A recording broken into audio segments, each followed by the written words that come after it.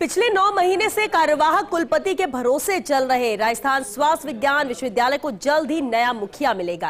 राजभवन की तरफ से गठित हाई लेवल कमेटी ने 40 आवेदकों में से शॉर्टलिस्ट किए हैं 8 वरिष्ठ चिकित्सकों से आज इंटरेक्शन किया। इस दौरान चिकित्सकों ने उनके पूर्व के प्रशासनिक अनुभवों से लेकर एकेडमिक सवाल किए गए। साथ ही यह भी पूछा गया कि आरयूएचएस को रिम्स बनाने की दिशा में वे कैसे अपना योगदान दे पाएंगे। पेश है ये खास रिपोर्ट।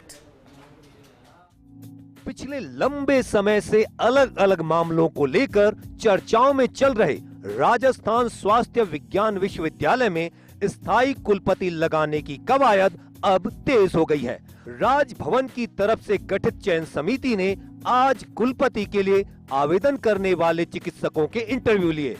समिति के अध्यक्ष एसएमएस से सेवानिवृत्त professor Arun Chogle, RUHS nominee doctor Vijendra Kumar, state government nominee प्रमुख चिकित्सा सचिव गायत्री राठौड़ और आईसीएमआर प्रतिनिधि डॉक्टर संगमित्रा पाती ने इंटरव्यू के दौरान चिकित्सकों से रिम्स को फोकस करते हुए कई सवाल पूछे। इसके साथ ही विश्वविद्यालय में एकेडमिक रिसर्च के अलावा अन्य एक्टिविटी को लेकर भी चिकित्सकों से विस्तार से चर्चा की गई।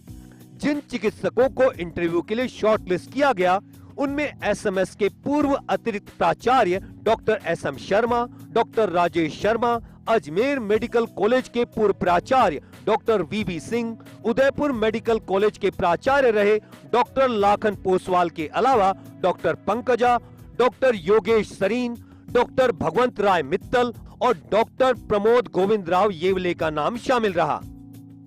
क्या आरयूएचएस कुलपति की दौड़ से बाहर हो गए डॉक्टर धनंजय अग्रवाल? आरयूएचएस कुलपति चयन समिति की बैठक के बाद शुरू हुई बड़ी चर्चा। कुलपति पद के लिए आरआईसी में हुए इंटरव्यू में कुल 8 चिकित्सक शामिल।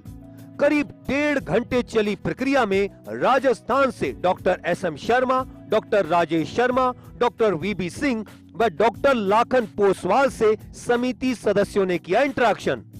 इसके अलावा राजस्थान से बाहर के doctor Pankaja, doctor Yogesh Sareen, doctor Bhagwant Rai Mittal और डॉक्टर प्रमोद गोविंद राव येवले से भी समिति सदस्यों ने बारीकी से जाने प्रशासनिक अनुभव, रिसर्च। सूत्रों के मुताबिक 40 आवेदकों में शॉर्ट लिस्ट इन चिकित्सकों में से 3-4 का बनाया जाएगा पैनल।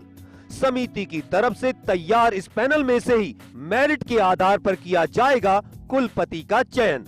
लेकिन पूरी कवायद में चर्चा ये कि शॉर्टलिस्ट चिकित्सकों में क्यों नहीं आया डॉक्टर धनंजय अग्रवाल का नाम, क्योंकि पिछले 9 माह से बतौर कार्यवाहक वीसी के रूप में काम देख रहे हैं डॉक्टर धनंजय अग्रवाल।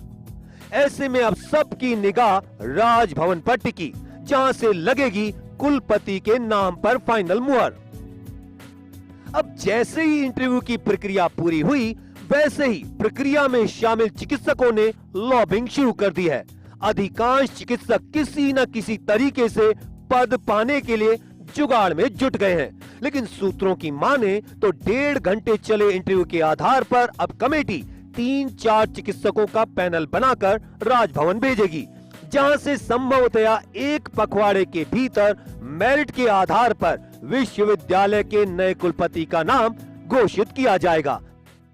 पिछले कुछ समय से अलग अलग मामलों को लेकर चर्चाओं में चल रहे राजस्थान स्वास्थ्य विज्ञान विश्वविद्यालय को जल्द ही स्थायी कुलपति मिलेगा। कुलपति के लिए कुल 40 डॉक्टरों ने आवेदन किए हैं, जिनमें से शॉर्ट लिस्ट किए 8 चिकित्सकों के आज राजभवन की तरफ से गठित कमेटी ने साक्षात्कार लिए। इस दौरान उनके प्रशासनिक अनुभव को लेकर सवाल किए गए। साथ ही रिम्स की योजना को मूर्त रूप देने के लिए उनकी तरफ से क्या क्या प्रयास किए जा सकते हैं, इसको लेकर भी सवाल किए गए। ऐसे में उम्मीद यही है कि जल्द ही समिति एक पैनल बनाकर राजभवन भेजेगी, जहां से नए कुलपति के नाम पर मोहर लगेगी। कैमरा पर्सन यश के साथ विकास शर्मा, फर्स्ट न्यूज़ जयपुर।